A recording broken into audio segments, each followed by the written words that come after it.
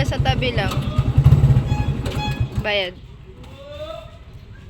Oo ate, bakit 20 lang? Eh, ang usapan natin 40 kasi special lang sa kanya sa akin. Eh, nagsakay ka eh. Oo nga ate, nagsakay ako pero diskarte ko rin, dagdag kita ko na yun eh. Dapat hindi niya ba nakikalaman yun? Kaya nga special kuya, dapat hindi ka nagsasakay. Oo nga ate, special nga. Hindi ko naman tinabay sa inyo eh. Kaya ko naman bayaran yan eh. Ang sa akin lang, nagsakay ka. Dapat di ka nagsakay kung special yun. O sige ate. Okay na to, mga baka na. Kuya ako, hindi ako nagagalit. Pinapaliwanag ko lang. Dapat pag special, hindi ka nagsasakay kung kilala mo man yun.